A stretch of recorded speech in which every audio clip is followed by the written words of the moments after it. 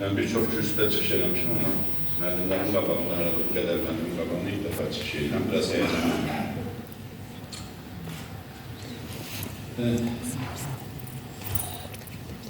Mən əslində bayaqları xüsusilə son mehmanxanın çıxışından sonra bir xəyalım çox uzaqlara getdim. Mən Laçınlıyım. 7 il Laçındayım. Hal-hazırda Azərbaycanın gözəl məktəblərindən biri olan İki Saylı Orta Məktəbdə təhsil almışam. Və hər birimizin timsalında əslində öz müəllimlərimi görmüş oldum və birçokları həyatda deyirlər və hər birini rəhmətlə anmaq istədim. Biraz duygulandım, duygusal notlarla orta təhsildə psixoloji mühit və hansı problemlərlə qarşılaşırıq, bir həkim gözü ilə nələr görürük. Bundan əlaqəli sizin təbii ki katkılarınız, fikirləriniz əminəm ki vardır. Ümumiyyətlə orta təhsildə biz klinik praktikada da çox problem yaşayırıq. Müəllimlərlə bəzən əməkdaşlıq edirik, bəzən eləyə bilmirik, bəzən valideynlərlə problem yaşayırıq. Əminəm ki, müəllimlər də bu problemləri qarşı tərəfdə mütləq yaşayırlar. Mümkün olduğu qədər bu mövzularda biz fikir mübadiləsi aparmağa çalışacağıq. Müəllim şagirdlərin dərslə əlaqəli psixolojik problemdən dəstək olmaq məsuliyyəti daşıyır deyə bir fikirlə başlamaq istədim.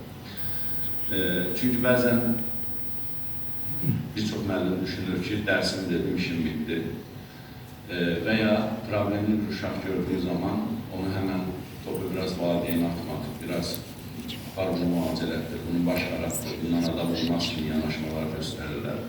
Amma bayaqki çıxışlarda da qeyd edildi, hər bir şagird bizim bir fərdimizdir və bəzən çox sadə bir psixolojik problemləri sadə bir müdaxilə ilə həll etmiyorlar. Bayaq Laçındakı təhsilindən danışdım, başıma gələn bir orada hadisəni danışım sizə qısaca. Mən məktəbə biraz tez başlamışam, məndən 2 yaş özümdən böyüklərlə olmuşam. Bizdən bir sinif daha böyük, yəni məndən 3 yaş böyük bir uşaq vardı, oxumaq bacarmırdı. Bunu bizim onların sinif müəllimi hər dəfə gətirirdi bizim sinifə, mənə çıxartdırdı ki, bax səndən 3 yaş balaca uşaq oxuya bilirsən, oxuya bilmirsən deyə. Bunu bir mənada Türk ifadəsi ilə desək, aşağılayırdı, təzdən geri götürdü.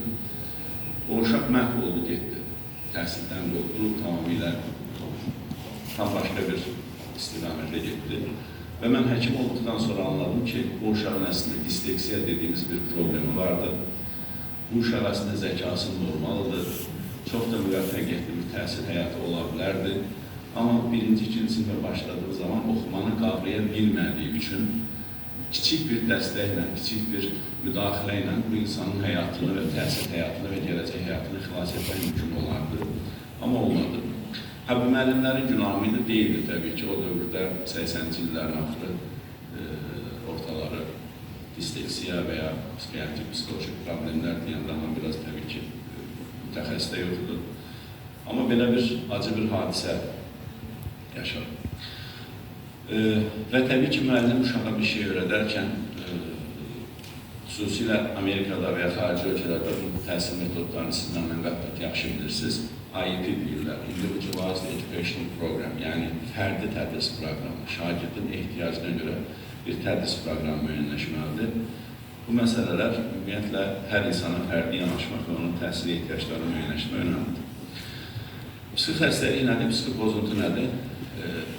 Mən tələbələrə dərs deyərkən ilk dəfə şeyi soruşuram.